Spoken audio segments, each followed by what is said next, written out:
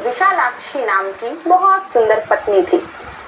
एक दिन माली मानसरोवर से पुष्प तो ले आया, परंतु अपनी पत्नी के साथ कामासक्त होने के कारण पुष्प महाराज तक नहीं पहुंचाए और पत्नी के साथ रमण में तल्लीन हो गया।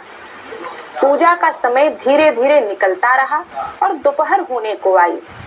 राजा बहुत क्रोधित हुए और उन्होंने दूतों को बुलाया। उनसे कहा, जरा पता तो करके आओ कि आज हेममाली पुष्प लेकर के क्यों नहीं आया। दूत पता करने गए और उन्होंने देखा कि हेममाली तो अपनी पत्नी के साथ विहार में तल्लीन है। दूतों ने आकर राजा कुबेर को बताया, हेममाली कामासक्त होने के कारण आज समय पर पुष्प लेकर नहीं आया। राजा की आंखें भ्रकुटी सब चढ़ गईं और उन्होंने दूतों को आज्ञा दी, तुरंत जाओ और माली को मेरे सामने प्रस्तुत करो। दूत जाते हैं और हेममाली को बांध कर लेकर आते हैं। माली राजा के समक्ष खड़ा हुआ। बहुत डर के कारण उसका शरीर कंपन कर रहा है। मारे डर के उसने राजा को प्रणाम भी नहीं किया। राजा ने कहा, अरे ओ नीच, मैं वर्षों से शिव जी को प्रसन्न करने के लिए पुष्प इत्यादि चढ़ाता आया हूँ। आज तेरे कारण मेरे शिव का अपमान हुआ है, मेरी पूजा अधूरी रह गई है। तू क्या चाहता है और ऐसा कामासक्त होना किस काम का कि भगवत भक्ति से मनुष्य दूर हो जाए। तूने मेरा भी अपमान किया है, मेरे शिव का भी अपमान किया है, इसलिए मैं तुझे श्राप देता हूँ। हेममाली डरने लगा, क्षमा मांगने लगा, परंतु राजा कुबेर ने उसे श्राप दिया कि तू कोढ़ी होकर मृत्यु लोक में अपनी पत्नी के वियोग में दुख भोगेगा। जैसे ही राजा ने श्राप दिया, हेममाली कोढ़ी बनकर के पृथ्वी पर आ गिरा और अपनी पत्नी के वियोग में मृत्यु लोक में घूमता रहा। यद्यपि वो भी शिव भक्त था, इसीलिए उसकी बुद्धि मलिन नहीं हुई। पूर्व जन्म उसको स्मरण रहा और इसीलिए दुख कष्ट भोगते हुए वह हिमालय की ओर प्रस्थान कर गया।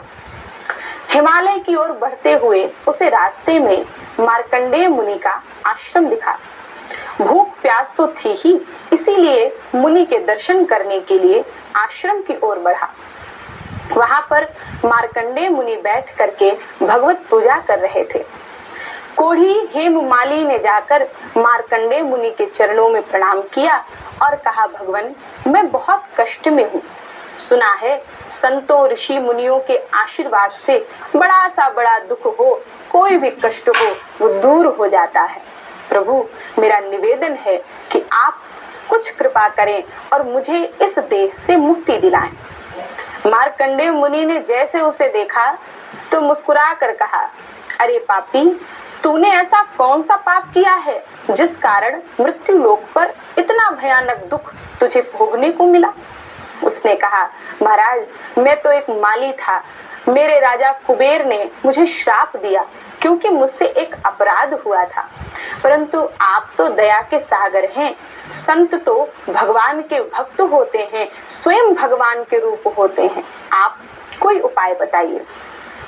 तब मार्कंडेय मुनि ने हेममाली से कहा कि यदि तुम योगिनी एकादशी का व्रत पूरे विधि विधान और भाव के साथ करोगे तो निश्चित ही भगवान श्री हरि विष्णु तुम्हारे कष्ट को दूर करेंगे।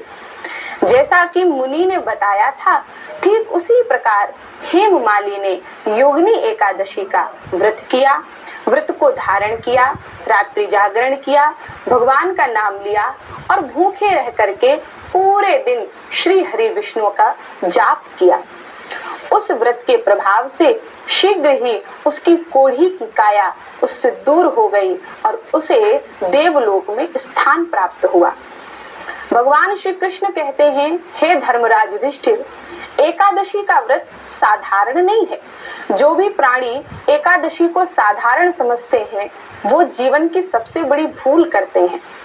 भगवान विष्णु की उपासना करने वाला एकादशी का व्रत प्राणी मात्रों के लिए एक वरदान स्वरूप है, या यूं कहें स्वयं भगवान नारायण का स्वरूप है। इस व्रत को धारण करने से मनुष्य के समस्त पाप, रोग, दुख, भय सब दूर होते हैं और भगवान के चरणों का सानिध्य प्राप्त होता है। सभी दर्शकों को मेरी ओर से एक बार पुनः योगिनी एकादशी की हार्दिक शुभकामनाएं। जय श्री राधे।